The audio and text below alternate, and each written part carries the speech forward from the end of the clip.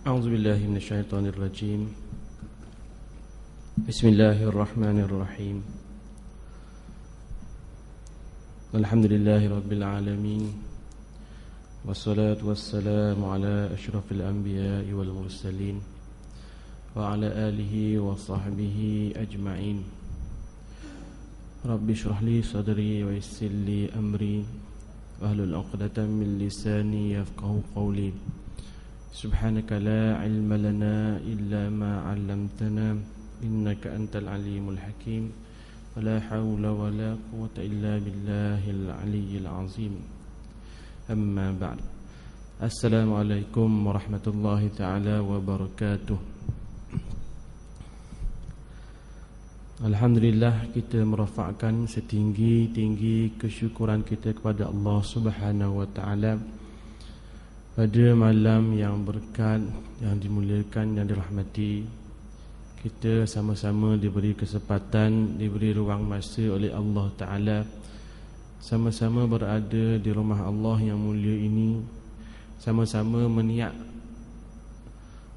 dalam hati kita ataupun secara lafaz kita beriktikaf di rumah Allah ni, di samping kita menunggu kedatangan waktu isyak untuk kita solat isyak berjamaah. Sebelum saya terus kepada sesi ceramah ataupun perkongsian lah pada malam ni, sebenarnya malam ni malam yang kuliah maghrib dikendalikan ataupun diajar oleh Ustaz Al-Fadil Al-Ustaz Luqman bin Datuk Haji Awang, sepatutnya jadual lah. Dan beliau bukanlah keuzuran, bukan keuzuran, dia boleh. Cuma malam ni beri laluan kepada ceramah Ma'al Hijrah, dihantar oleh pejabat agama daerah Kota Terengganu untuk satu ruang masa Ma'al Hijrah. Walaupun hari ni lapang dah tak? Hari ni ke lapang dah. Esok nak masuk 9. Malam ni kena niat puasa dah. Kalau siapa-siapa nak puasa Tasu'a 9 Muharram, malam ni niat esok puasa. Ataupun mungkin malam esok malah nak puasa malam ni, puasa malam esok. Puasa Ashura. Ashura ni puasa dia ganjaran dia sangat besar, iaitu berapa? Tak kira berapa. Kira keampunan tahun yang sebelum, tahun selepas. Jadi kita tak kira lah apa keampunan yang dapat semua, tapi yang penting kita puasa dan insya-Allah dapat ganjaran yang besar. Yang penting kerana Allah Ta'ala. Dan jangan lupa lah tu, kalau orang lelaki gagah, muda, sihat tubuh badan, rasa tak ada masalah nak puasa, setakat kerja kat jabat dalam ikon, rasa insya-Allah ada kemampuan, jadi rugi kita tak puasa. Sebelum ni saya juga dimaklumkan bulan Muharram ni, hari yang ke-10, nama dia Hari Ashura. Hari Ashura ni dia sebelum ni, tak silap saya pun tak ingat dah, minta maaf lah. Hari Ashura ni dulu, puasa pada hari Ashura ni hukum dia wajib. Sebelum disyariatkan ataupun diturunkan ayat tentang puasa Ramadan, dia hukum dia wajib. Bila turun ya ayyuhallazina amanu kutiba alaikumusiyam, turun ayat tu, jadi puasa Ashura tak jadi wajib lagi dah. Dia jadi sunat. Dan ketika Nabi di Madinah, Nabi perasan rupa-rupanya orang Yahudi ni puasa 9 ke 10. Orang Yahudi ni puasa 10 Muharram, puasa Ashura lah. Dan orang Islam pun puasa Ashura. Jadi untuk memberi kelainan pada puasa yang Yahudi amalkan, Nabi kata tahun depan tak apa, kita buat hari puasa Tasu'a, hari yang ke-9 dan ke-10, 2 hari. Dan pada tahun depan tu nak merancang nak puasa, tapi Nabi tak edang. Nabi tak edang, akhirnya kekal haji dekat keadaan sunat. Jadi kalau nak puasa, comelnya komplit sikit, puasa esok dan puasa lusa 9 dan 10 Muharram. Jangan tukar pula 10 Muharram. Kita tukar dengan 10 Zulhijjah kadang-kadang. Kalau 10 Zulhijjah haram, jangan salah pula, jangan buat tukar gitu. 10 Zulhijjah kita tukar, ataupun 9 Zulhijjah puasa hari Arafah tukar dengan 9 Muharram, dia berbeza. Tapi puasa hari Arafah sunat, puasa Tasu'a pun sunat. Tapi puasa 10 Zulhijjah hari raya tak boleh. Tapi puasa 10 Muharram sunat puasa, tu yang terbaik lah. Dan kita juga boleh niatkan kita berpuasa dalam puasa sunat, yang mana bulan yang kita puasa ni bulan Muharram. Dia selepas pada Ramadan, bulan mana yang paling afdal kita puasa sunat, lebih kurang gitulah. Selepas bulan Ramadan kan terbaik kita puasa dah, puasa wajib. Kemudian setelah puasa Ramadan, kita puasa Syawal contohnya hari.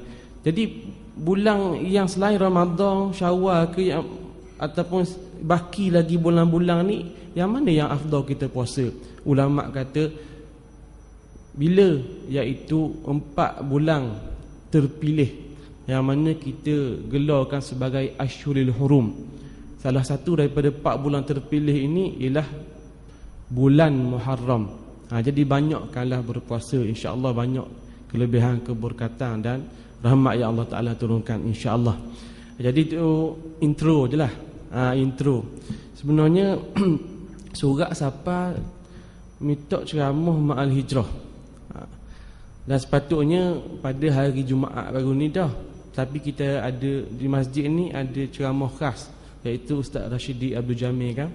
Jadi ditunda kepada malam ni.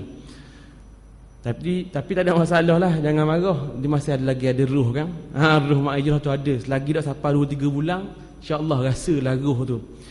Dan pada masa yang rasa singkat, jangan ingat bila kata ceramah mak hijrah makan 2-3 jam start mengajar. Dah pukul 12 malam ni rasanya dah sampai gitu. Sekejap je. Orang bang insya-Allah kita berhentilah. Cuma dalam tempoh masa yang sikit tu, nak cerita macam mana berkenaan hijrah. Sebab kalau cerita dari segi hijrah ni satu persatu, makan 2 hari 3 hari tak tidur malam, cerita satu persatu. Kalau kitab saya bawa ni cerita secara detail pun menggunakan riwayat, tak ada huraian lagi. Waktu pun tebal ni dah. Kalau ikut cerita hijrah sebenarnya, sebelum hijrah, selepas hijrah, apa yang berlaku masa hijrah, memang makan 3 hari 4 hari tak tidur malam. Waktu pun mujur habis, kadang tak boleh nak habis. Dalam tempoh masa lebih kurang setengah jam ni lah. Setengah jam mungkin boleh kita ringkaskan. Dan jangan kata ulang tayang pula biasa mari mak hijrah ni ulang tayang boring dengar. Ustaz tak ada modal lain. Mari mak hijrah ceramah tuan ni. Tahun depan mari pula ceramah ni pula ulang tayang. Sedap gitu, tak cari modal lain. Dah nak orang ni dak, memang mak hijrah cerita tu. Mak hijrah dak akan ambil cerita Cinderella. Dak ambil cerita Piramli, tak ada. Dia ambil cerita tu juga sebab bertepatan dengan peristiwa hijrah Nabi sallallahu alaihi wasallam. Tapi jangan kita pandang enteng, kata orang lah. Tak tahu orang mana kata. Pandang enteng ni pandang mudah. Sebenarnya walaupun cerita yang sama, kita kena perasan bahawa pengiktibaran dia berbeza. Pengiktibaran berbeza. Memang cerita sama, tapi pengiktibaran berbeza. Ada ceramah bila cakap berkenaan mak hijrah, cerita berkenaan sejarah perkembangan Islam, tekan kepada sejarah. Ada ceramah orang beri kuliah, orang ngajar berkenaan mak hijrah, dia akan tekankan peranan Nabi tu, dan strategi yang Nabi buat. Ada lagi orang yang tekankan berkenaan pengorbanan para sahabat. Ada juga orang cerita berkenaan masjid. Ada kok, sebab Nabi buat masjid yang pertama kan, cerita buat masjid saja dalam peristiwa hijrah. Ada juga yang cerita berkenaan mukjizat Nabi yang berlaku. Banyak mukjizat Nabi berlaku masa peristiwa hijrah. Ada juga cerita permulaan kalender Islam. Banyak faktor penekanan yang diberikan apabila seorang tu bercakap berkenaan hijrah. Jadi malam ni tak tahu nak tekan kat mana. Rasanya ada penekanan, cuma saya akan rumuskan pada mungkin di akhir-akhir sesi nanti. Jadi sayugianya ataupun sebaik-baiknya saya cerita secara ringkas dulu. Mungkin boleh flashback balik, mungkin boleh rewind balik apa yang kita faham berkenaan hijrah tersebut. Dia hijrah ni saya cerita ringkas, tak mau cerita panjang. Ni bukan sesi cerita panjang, bukan sesi bercerita, tapi sesi untuk peringat balik je, untuk segar mula benda hak lama. Dia bermula apabila Nabi berada di kota Mekah. Masa tu lepas dah penentangan daripada orang kafir, Quraisy ataupun orang-orang kaya di kota Mekah, baru lepas. Tapi masih lagi menindah lagi. Cuma sebelum tu paruk sangat. Masa selepas pada tu dia kurang dah sikit. Sahabat-sahabat balik daripada kota Habsyah. Jadi sebab apa? Sebab dia aniaya, mereka pergi pindah hijrah ke kota Habsyah. Kemudian balik-balik. Dan ketika Nabi di Mekah ni, pada musim haji, memang bukan masa zaman Islam saja kota Mekah didatangi ataupun dikunjungi oleh orang ramai. Tak. Sejak daripada Nabi Ibrahim buat Kaabah lagi, dan berterusan orang mari pergi ziarah Kaabah, beribadat depan Kaabah. Cuma sebelum Islam mari, orang buat ibadat secara batin. Orang buat ibadat secara batin. Dia ayat Quran turun, ya ayyuhallazina amanu khuzu zinatakum inda kulli masjid. Wahai orang beriman, ambillah perhiasan kamu apabila kamu ke masjid ataupun berada dalam masjid. Ulama kata ayat tu berkenaan tutup aurat. Tapi apabila ditafsirkan secara mendalam, kenapa ayat tu turun, apa sebab dia? Orang jahiliah dia beribadat di Kaabah. Kaabah kalau kita sembah ni tempat ibadat orang jahiliah. Tapi masalahnya masalah ibadat yang bukan hak original. Banyak penyelewengan dah berlaku. Apa yang masalah dia? Antaranya berdasarkan ayat Quran tadi, kalau nak pergi ke masjid tutup aurat, pakai perhiasan yang sesuai. Rupa-rupanya orang jahiliah sebelum datang Islam, dia tawaf di Kaabah. Beres, tak ada masalah. Yang spesialnya dia tawaf laki puang. Special tak? Tak special lagi. Laki puang capur. Tapi yang lebih special lagi, tak ada pakaian, tak ada sorak benang buka tubuh. Tu specialnya. Bayang selalu dah. Ayah haji bayang lu guna. Untung lah gitu dah. Di ziarah Abah boleh cuci mata. Tu cerita lama lah tu. Dia orang yang datang ke kota Mekah ni, Kaabah ni, dia bila siapa tu nak beribadat tu, dia kena cat baju. Dilarang pakai pakaian ataupun sorak benang pun di tubuh. Walaupun dia ni lelaki ataupun dia ni perempuan. Sebab apa? Sebab bagi orang jahiliah, orang dulu lah ni, tak kira dah, tapi cuma nak cerita. Apabila kita nak bertaubat, dia nak taubat kok, dia rasa banyak dosa juga walaupun nak masuk Islam pun. Cara nak taubat, cara nak buang kotoran dosa ni ialah cuba buang kotoran yang ada pada fizikal. Jadi mereka rasakan macam badan mereka ni kotor, baju yang mereka pakai ni penuh dengan dosa. Mereka buang baju seolah-olah gitulah dosa yang mereka ada, mereka boleh buang seperti mana mereka buang baju mereka. Ni sebab itulah ulama kata diturunkan ayat ya ayyuhallazina amanu khuzu zinatakum inda kulli masjid. Okey, tu cerita berkenaan Kaabah. Jadi Nabi di kota Mekah, orang mari lagi. Orang mari lagi mengunjungi kota Mekah. Cuma di situ kita jangan ingat Islam gagah dah, orang mari buat haji dah. Memang buat haji, tapi haji hak dak betul lah. Haji hak dak betul. Orang mari, dan Nabi di situ dia ambil kesempatan. Dia ada misi. Misi dia bila orang mari tu kesempatan dia nak berdakwah. Jadi ceritanya orang tahu. Semua saya nak rewind balik. Orang mari Nabi dia jaga line. Dia tengok, dia cover line. Hak ni siapa? Hak ni siapa? Hak ni orang mana? Hak ni beres tak? Hak ni boleh makan samang tak? Hak ni guna-guna. Jadi dia tengok. Bila dia tengok tu, orang ni boleh okey ni. Dia pergi jumpa secara senyap-senyap. Mu nak tahu tak berkenaan Islam? Mu nak cerita, nak tahu tak berkenaan ketuhanan? Kalau nampak orang tu belum minat, dia dakwah orang tu masuk Islam. Itulah yang berlaku apabila Nabi cuba berdakwah macam tu, diminati oleh sekumpulan orang yang mana dia asalnya pengunjung daripada kota Madinah pergi buat haji ke kota Mekah.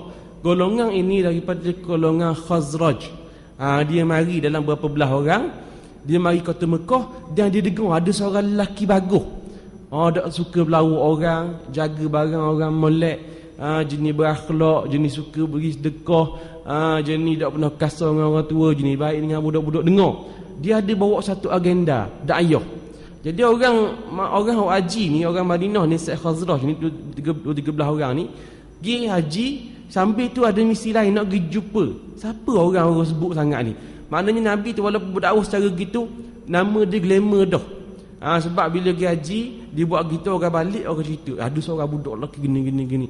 Jadi orang Madinah ni siapa dia buat haji di kota Mekah, dua agenda dia, dua faktor ketibaan dia. Nak buat haji satu, yang kedua nak tengok siapa lelaki orang bunyi sangat.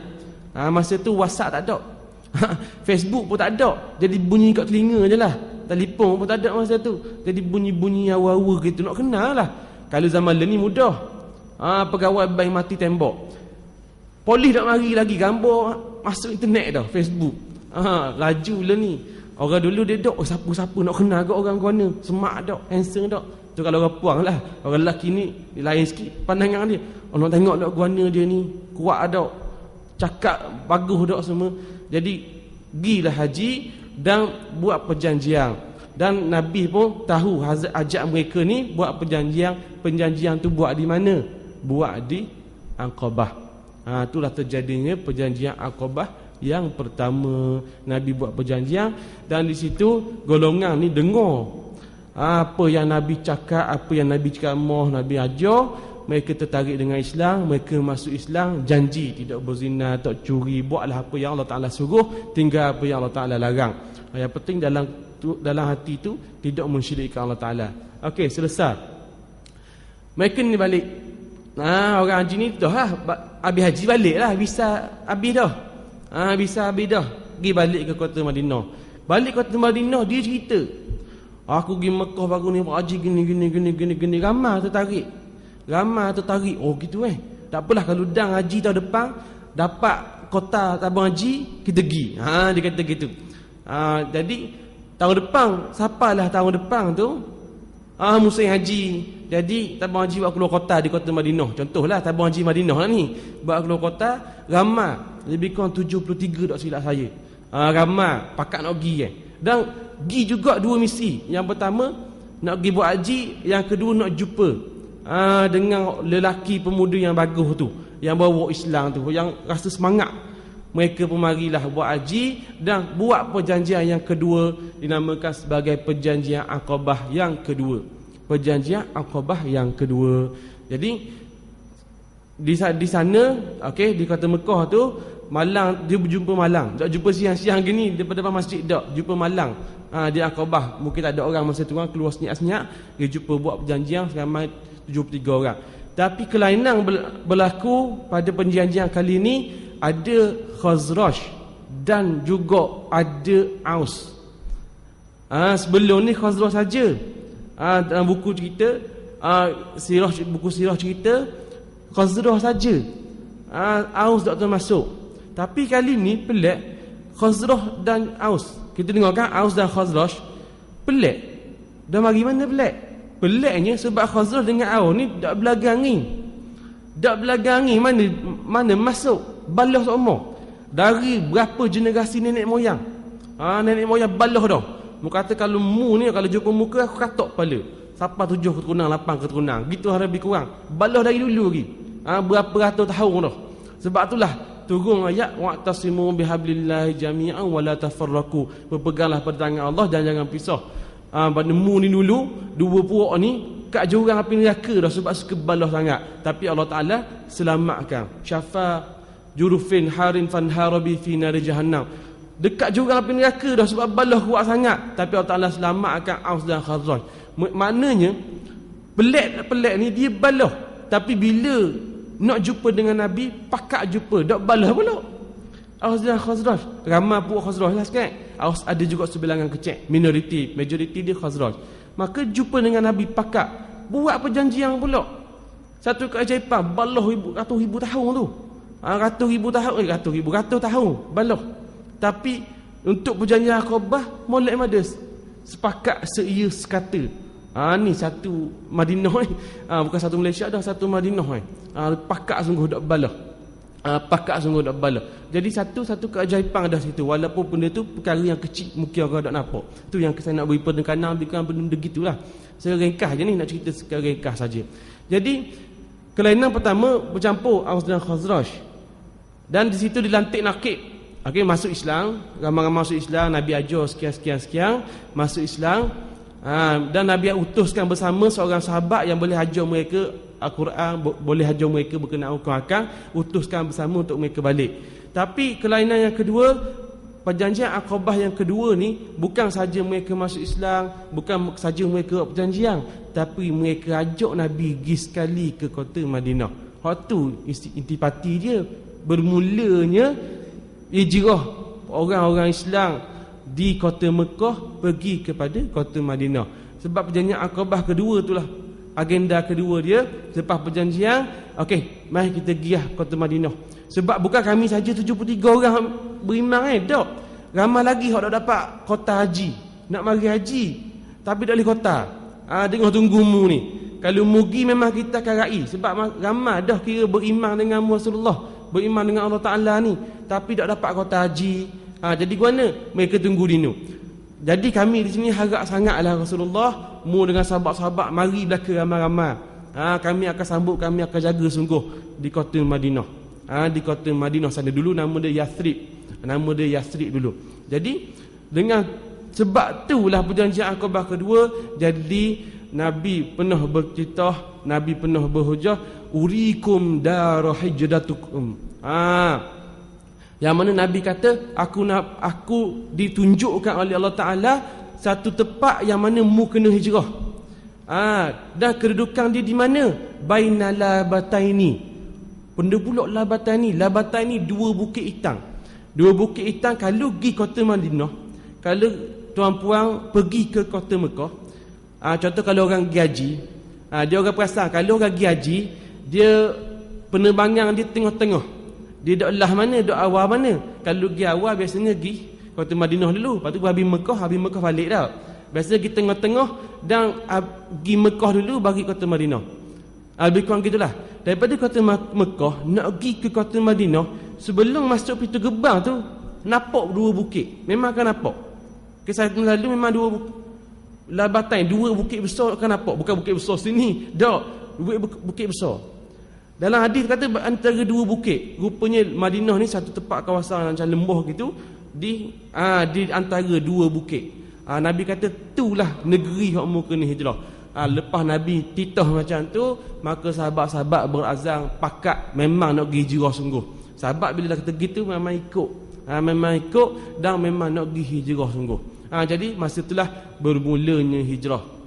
Masa tu bermulanya hijrah. Okey. Itu secara ringkasnya. Kemudian siapa orang yang pertama? Contoh soalan kuis. Siapa orang yang pertama pergi hijrah? Siapa? Adakah Nabi? Baru orang lain ikut? Ataupun Sayyidina Umar pergi dulu? Ataupun Sayyidina Abu Bakar? Ataupun siapa-siapa?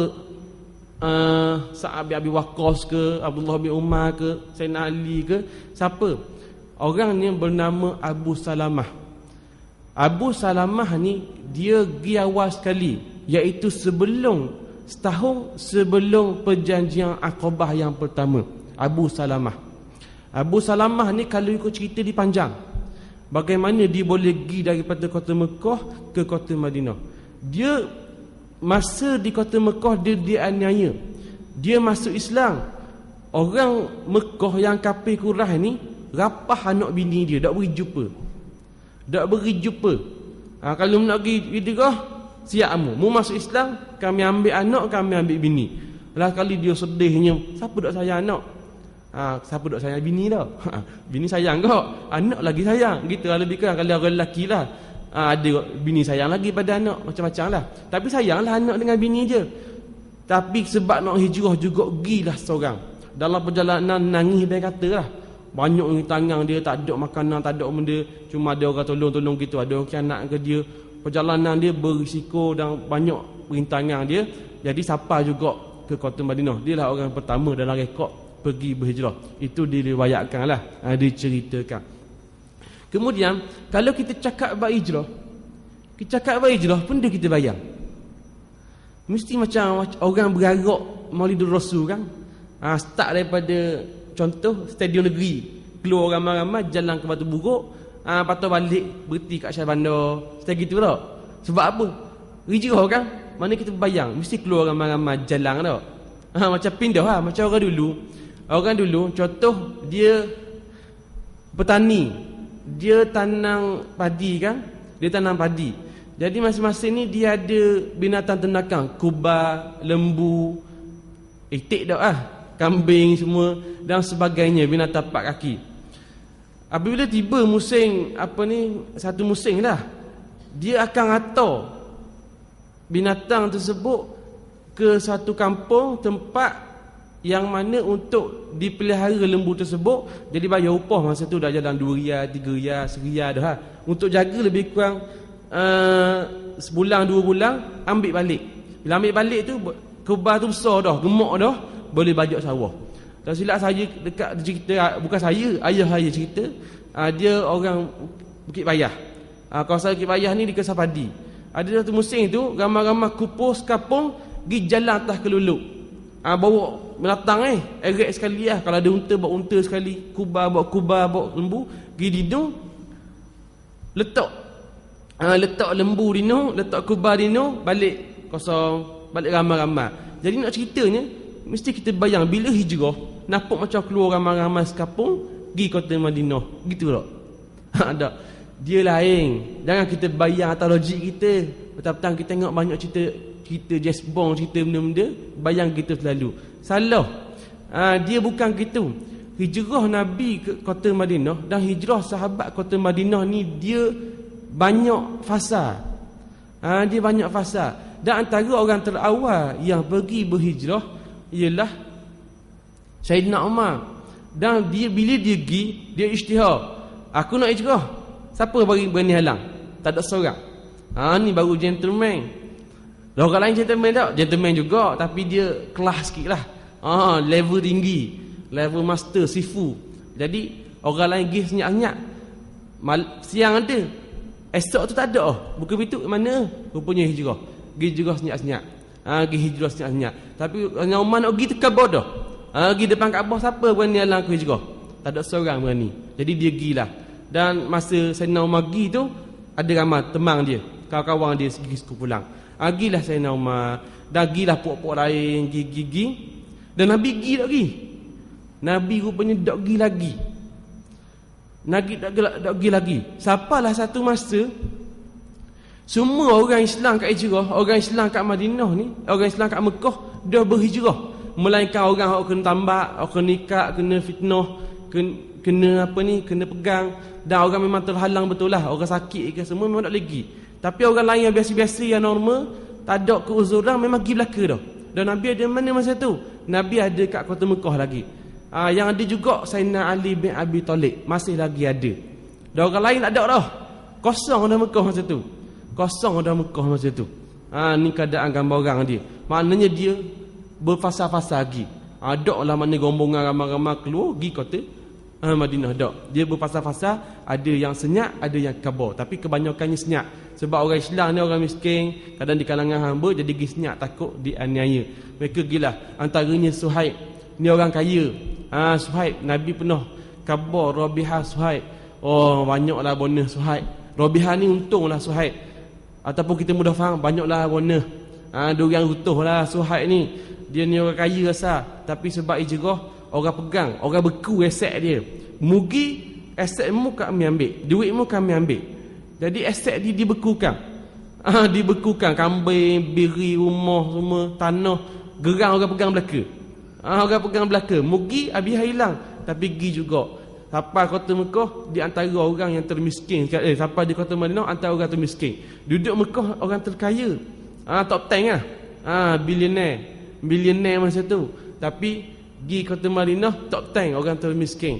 Tapi Nabi kata Rabihah Suhaib untung lah Suhaib. Bila Nabi kata Rabihah untung Suhaib tu, faham dah lah. Benda untung mana? Syurga tu. Okey, tu antara Suhaib lah. Mana ramai lagi yang ternian-niannya pergi ke kota Madinah. Tinggallah Nabi dan beberapa orang sahabat lagi yang tidak dapat pergi. Yang tidak dapat pergi ataupun sakit ataupun masih lagi belum pergi. Masa tu juga, di mana Sayyidina Abu Bakar? Gi tak lagi? Rupanya Sayyidina Abu Bakar tak gi lagi. Dia apa Sayyidina Abu Bakar ambuh gi? Dia ambuh gi ke ni? Sayyidina Abu Bakar ni sebenarnya nak gi awal kali. Sayyidina Abu Bakar nak gi awal sekali. Dah lepas tu apa nak gi? Sayyidina Abu Bakar ni dia nak gi diminta izin Nabi. Dia tu ayah tua, minta izin natu. Hebatlah. Ayah tu minta izin natu. Mak, ayah nak pergi dah ni. Hijrah ni dah kita mari kita pergi. Nabi kata sabar, relax abah. Relax dah ya pergi. Esok minta pula, orang pergi belaka dah. Mak, bila kita nak pergi ni? Tak sabar ni. Ngetik ni. Contoh ngetik ni. Nak pergi sangat ni. Ngetik ni nak pergi sangat lah. Sabar lu, relax abah. Tak. Relax lu, main-main lu. Sabar lu. Tiap hari minta lama. Minta. Relax lah. Nabi kata la'alla antakuna sahiban. Nabi kata tak apalah, tak payah lagi relax. Semoga mu bila pergi lagi ada temang. Ataupun mu boleh temang aku lagi. Bila dengar gitu sukalah Sayyidina Abu Bakar. Tapi hati nak pergi sangat esok tanya pula. Nak pergi dah bang? Nak pergi tak? Relax abah gitu. Sapalah suatu ketika tengah hari masa tu. Tengah hari dia kata nahdi zahirah. Lebih kurang masa tu waktu zuhur ataupun pukul 12 lah. Pukul 12 tengah hari masa tu. Kalau ada jam lah masa tu pukul 12 tengah hari. Panas. Tengah panas macam. Jadi Sayyidina Abu Bakar ni dia duduk lepak-lepak kat rumah dia. Kat rumah dia lepak-lepak dengan anak bini dia. Ada juga Siti Aisyah di situ. Lepak tengah lepak-lepak, gua cakap-cakap sembang lah. Orang panggil sembang tengah hari. Bukan sembang petang, sembang tengah hari. Sembang-sembang duduk saja. Tengok kelibat seorang mari. Dia mari dalam keadaan tutup dia pakai serban, tutup muka gini. Macam tak Syekh pakai lah. Macam Imam Mekah pakai. Dia pakai gitu. Kata siapa pula kelibat mari setiap jalan ni, jalan nusuk-nusuk gitu. Siapa pula? Siti Aisyah kata, tu macam abang mak. Tu macam abang mak. Boleh jadi kok tengok malam-lama tu. Sungguh abang mak. Abang mak mari dalam keadaan tergesa-gesa gitu tutup. Tutup mari. Bila siapa dekat rumah Sayyidina Abu Bakar tu, jadi orang lain tengok pelik sangat dia ni. Dia khabar ginilah. Siapa dah masa Allah Ta'ala dah izinkan aku untuk berhijrah. Jadi masing-masing kena ambil tindakan dan tolong persiapkan barang-barang. Lepas pada royak gitu, siap dah strategi. Sayyidina Abu Bakar tugas dia teman Nabi. Okey, siapa lagi? Abdullah bin Abu Bakar tugas dia gini. Asma tugas dia gini. Siti Aisyah tugas dia gini. Okey, hamba dia tugas dia benda. Amir Fairah tugas dia benda dan sebagainya. Bagi dah. Rupa-rupanya dia bukan last minute sebenarnya. Bila cerita gitu, nampak macam apa last minute baru nak siap. Tak. Sayyidina Abu Bakar ni sebelum dia pergi dah, sebelum Nabi izin dah, dia siap lama dah. Dia tugas-tugas last minute ni kita je kadang-kadang. Sayyidina Abu Bakar tak main last minute. Sebelum Nabi beri keizinan nak pergi, ada masa tu start ada orang berhijrah, Sayyidina Abu Bakar ni dia standby dah. Berkalang dia standby dah. Tunggangang dia contoh unta ataupun kuda, makanan semua beri makan siap-siap dah. Kuda cari hak kuda bakar molek sekali. Kalau kita ayang serama hak catuk molek jenis bakar molek, cari kuda hak bakar molek sekali, beri makan cukup. Sekali beri makan rupuk, jangan beri makan meh. Dak pun beri vitamin C lah. Makanan jangan beri makan sebarangan, beri makan biar gagah. Kuda pula jangan beri makan meh murah, beri meh mahal. Contohlah biar bertenaga. Jadi 2-3 bulan sebelum diizinkan rupanya dah bersedia dah. Racang dah strategi. Maknanya mari tengah hari berizin, malam tu boleh gerak selalu dah. Kalau kita tak esok nak pergi kursus 2 jam sebelum pergi kursus kelabuk mana baju abang? Mana bu gigi? Mana? Siapa dino? Cek. Seluar dalam tinggal. Tu biasa tu. Lah minit punya bahasa. Seluar dalam tinggal. Mujur dah. Jangan baju saja. Mana seluar? Tak ada. Kayak plekat aku suh. Kadang-kadang last minute punya bahasa. Saya dah bakar tak. Tahu dah benda tu besar, benda tu grand. Jadi ready pasar dah. 2-3 bulan cukup dah. Strategi rangka habis dah. Cuma izin je. Dapat izin tengah hari tu, malam tu boleh tolak dah. Okey, kita tahu cerita. Sebelum Nabi tolak, rupanya ada sindiket, ada perancangan dah nak memusnahkan rancangan hijrah Nabi. Betul ke tak? Dia cerita dia begini. Apabila dah ramai orang Islam pergi ke kota Madinah, jadi orang kafir Quraisy ni pelik.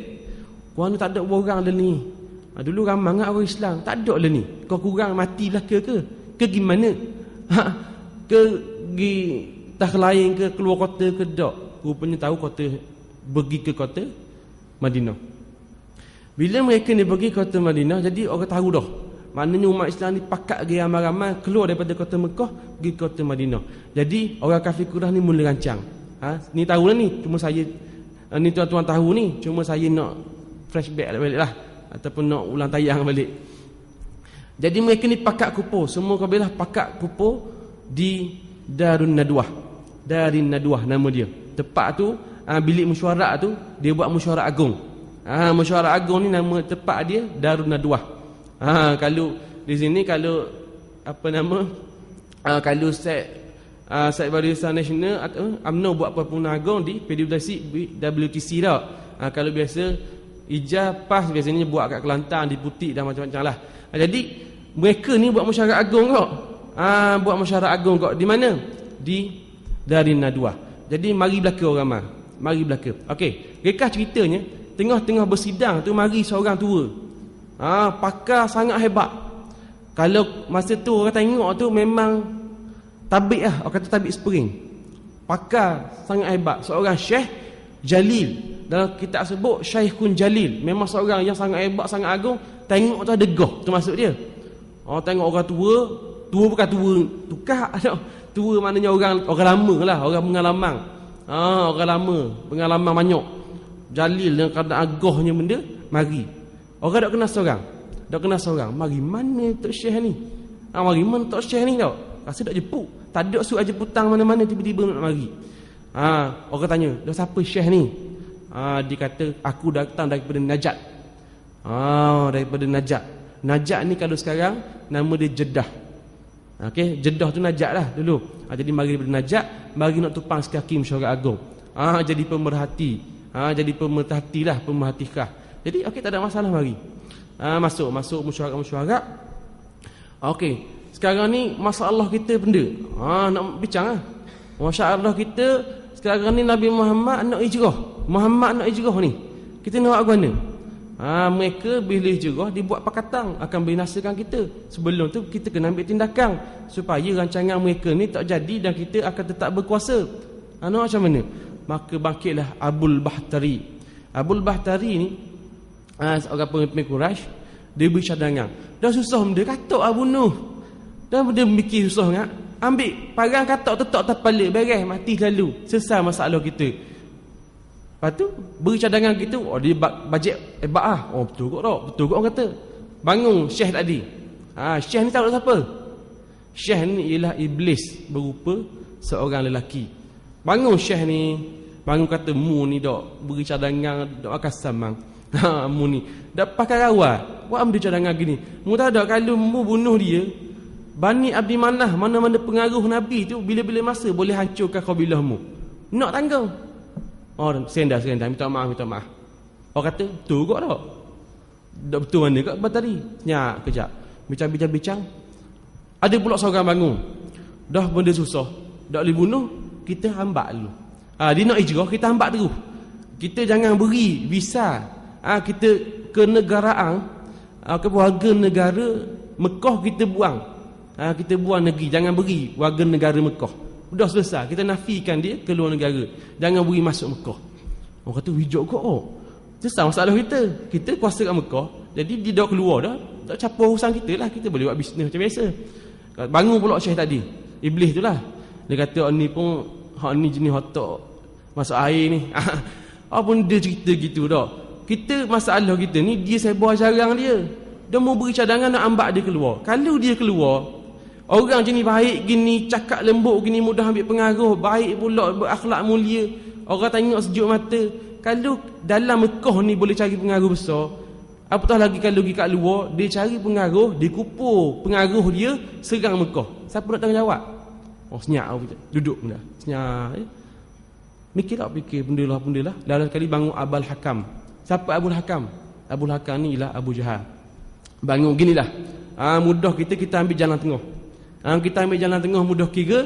Nak bunuh pun tambah, nak buang negeri pun tambah. Gini. Kita tak ramai-ramai tak bertanggungjawab bunuh dah. Sebab masing-masing takut Bani Abdi Manaf ni satu kabilah yang kuat, balas dendam, takut. Jadi ginilah. Kita sama masing-masing tak bertanggungjawab, jadi masing-masing kena terlibat. Sebab itulah tubik rancangan Abu Jahal ni gini, kita kumpulkan semua salah seorang wakil daripada setiap kabilah yang mana ada. Ni Mekah banyak kabilah, kumpul masing-masing tetok seorang sikit sampai mati Nabi. Tu cadangan. Lepas tu bangun Syekh. Dia kata aku tak pernah lagi dapat orang berenah macammu. Tak lalu puji. Bangga Abu Jahal. Betul. Maaf betul. Orang kata betul tu. Terus orang like. Orang like terus. Masa tu Facebook tak ada, cuma dia like, setuju lah maknanya. Dia setuju terus. Beres. Kita buat cadangan ni. Petang tu, tengah hari tu bincang, malaikat Jibril turun khabar ke Nabi. Mu tahu tak? Orang kafir kurang ni racang dah nak bunuhmu, nak gini. Malaikat Jibril cerita cerita gini. Nabi kata, tak apa lah. Beres. Terima kasih atas makluman berita yang disampaikan. Jadi pada masa itu juga turun ayat wa idh yamkuru bikal ladzina kafaru liyathbituka aw yaqtuluka aw yukhrijuk wa yamkuruna wa yamkurullah wallahu khairul makirin. Mereka ni pakak nak buat rancangan jahat. Untuk apa? Liyathbituka, mereka nak menetapkanmu di sini, aw yaqtulu, sama ada mereka nak tetapkan sini ataupun mereka nak bunuh ataupun mereka nak menghambatmu keluar. Wa yamkuruna wa yamkurullah, mereka cadang rancangan jahat, tapi Allah Ta'ala lebih baik rancangan dia, boleh binasakan rancangan jahat tersebut. Wallahu khairul makirin, Allah Ta'ala sebaik-baik perancang dan sebaik-baik orang yang boleh membinasakan rancangan jahat tersebut. Turun ayat ni, jadi semua Nabi maklum dah bahawa ada rancangan jahat. Kalau kita fikir dah sikit lagi nak capai kepada penekanan tu, dan Nabi tahu gitu, apa dok gitu? Malaikat Jibril royak dah. Kata, mak, malam ni mereka pakat nak kepung nak bunuhmu. Kalau kita dengar, dok pakai seluar, kain pelekat tembor lari rumah. Dengan pelekat tembor rumah dak balik-balik. Sebab apa? Takut punya pasal. Nabi kata, tak apa. Terima kasih atas makluman. Dok pergi lagi. Rupanya pergi malang juga. Dan kalau kita fikir dah, Nabi keluar daripada kota Mekah daripada mana? Daripada rumah dia sendiri. Kalau kita fikir, dah tahu dah orang nak bunuh, kenapa Nabi balik rumah dia? Tak? Dah orang mak balik rumah sendiri, dah orang nak bunuh lela dah. Dah orang siap kepung lagi, balik pula rumah sendiri. Kalau kita tahu dah orang nak bunuh kita dah, 8 bulan dah balik rumah pun tak apa. Takut punya pasal. Tapi Nabi tahu dah, dan kat Jibril ayat dah, Allah Ta'ala turun dah ayat, mereka nak rancangan jahat, tapi Nabi balik rumah kau. Sebab apa? Di situ kena nampak iktibar Nabi ni, dia tidak bukan orang jenis orang lepas tangan. Nabi ni orang pergi haji, orang pergi musafir, masa tu tak ada bank. Kalau sekarang ni ada bank, kereta mahal, nak simpan mana? Simpan kat bank. Buat upah bank ke ataupun upah satu premis ke benda, suruh jaga barang dia balik semula boleh simpan. Duit ke emas ke, simpan kat Ar-Rahnu. Bila balik tu boleh ambil balik. Jadi kat zaman tu mana ada bank, mana ada Ar-Rahnu. Jadi Nabi lah orang percaya sekali simpan barang. Dan di rumah Nabi masih ada lagi barang-barang orang simpan. Kalau dia balik gitu, barang tu tidak akan terjaga, akan terabai. Balik juga khabar Sayyidina Ali, Li, mu tolong tolong ni ni aset tu, ni orang ni, barang ni orang ni. Selesai tu, okey, tugasmu pertama beri serah barang mula ke orang, yang kedua tolong tidur atas nam ala firashi wastasajja bi burdati, lebih kurang gitulah. Nabi kata tolong tidur atas katil aku, dan tolong selimut dengan selimut tendang yang Nabi selalu pakai untuk selimut. Jadi nak dua tugas Sayyidina Ali, pertama bagi barang mana, yang kedua tolong selimut belakang macam tu adalah Nabi. Dua tugas Sayyidina Ali. Sebab tu Nabi balik rumah. Nabi bukan tinggal lepas tangan macam kita, tak. Barang-barang dia beri lagi. Dan masa tu juga orang kafir kepung, dan dengan kuasa Allah Ta'ala, Nabi bacalah waja'alna min baini aydihim sadda wa min khalfihim sadda. Tanah kan tiup depa.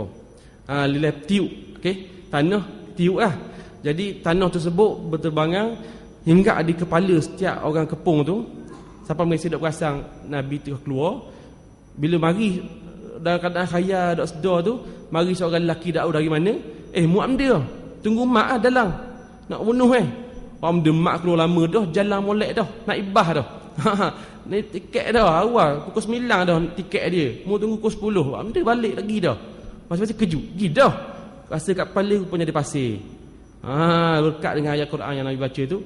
Sebab itulah kadang-kadang kita jalan polis roblok depan.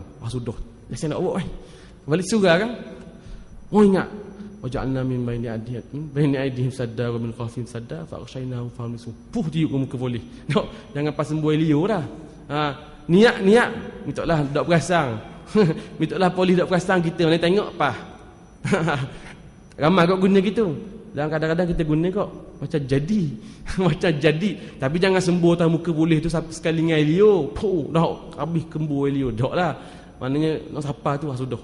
Dak buat lesen ni. IC pun dak buat kok. Waja'alna min baini aydihim sadda wa min khalfihim sadda fa aghshaynahum fa hum la yubsirun.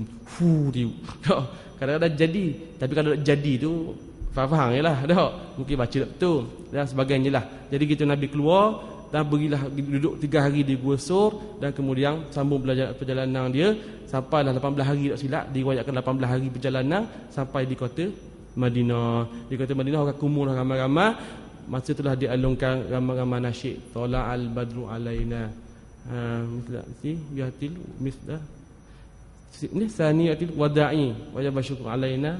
Dan seterusnya lah. Jadi ramai-ramai mengalungkan Nabi tiba di kota Madinah. Itu dah kisah penghijrahan Nabi. Dan dikatakan Nabi sampai di kota Madinah pada 12 Rabiul Awal. 12 Rabiul Awal, yang mana Nabi pun lahir 12 Rabiul Awal, sampai ke kota Madinah juga 12 Rabiul Awal. Itulah tarikh keramat yang mana kita agung-agungkan, ingat ke Nabi, ingat mengikuti sunnah dia. Sebab tarikh itu tarikh yang Nabi lahir, tarikh itu juga Nabi sampai kota Madinah. Itu ceritalah satu sejarah baru dalam dunia Islam, berkembangnya Islam dengan semeka-mekanya. Jadi setakat tu sajalah. Cuma pengingatan kita, rumusan dia daripada sirah ni kita cuma ambil iktibar. Bukan setakat dengar cerita je sedap orang cerita, sedap pada kosong dia. Bukan, kita nak ambil iktibar. Maknanya Nabi tu bukanlah Allah Ta'ala suruh rijuh-rijuh je. Dia ada perancangan dia sendiri, sahabat-sahabat dia ada rancangan dia sendiri, masing-masing ambil peranan. Asma' bin Abu Bakar ambil peranan, Abdullah bin Abu Bakar ambil peranan. Sedangkan hamba pun ambil peranan. Amir bin Fuhairah ni hamba kepada Sayyidina Abu Bakar, ambil peranan juga. Bela kambing, bawa kambing tu wah hilang tapak kaki. Lepas tu siapa pergi peranan? Orang kafir ambil peranan kok. Siapa dia? Nama dia Ibnu Adi daripada Bani Dail. Dia ni orang yang mana tahu jalan. Dia ni KGPS lah. Nabi dengan Abu Bakar ni tak tahu jalan. Jadi upah seorang kafir dari Bani Dail tunjuk jalan. Dia tunjuk jalan tak berapa orang. Kontrak dia dengan Sayyidina Abu Bakar ni nak hijrah tak berapa orang. Dia orang kafir, bukan orang Islam, tapi dia tunjuk jalan, peranan dia ada juga. Suraqah bin Malik asal nak bunuh Nabi tapi tak jadi bunuh Nabi. Allah Ta'ala tunjuk dia mukjizat. Balik itu orang lain kata jumpa Nabi tak, aku tak nampak Nabi. Tolong tipu orang lain, Nabi tak lalu jalan tu. Jadi selamat Nabi lalu di jalan hijrah dia tu. Jadi semua orang ambil peranan, semua orang terlibat dalam hijrah.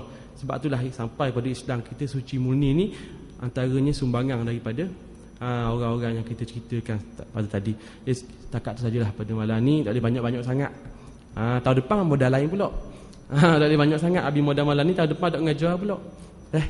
Jadi insyaAllah kalau ada ruang lain, insyaAllah kita boleh cerita lagi, kita boleh berkongsi lagi insyaAllah. Saya minta maaf lah kalau ada kekurangan, kesalahan ataupun ketidaksengajaan yang berlaku. Saya mohon maaf. Qul qouli hadza wa astaghfirullahal azim li wa lakum.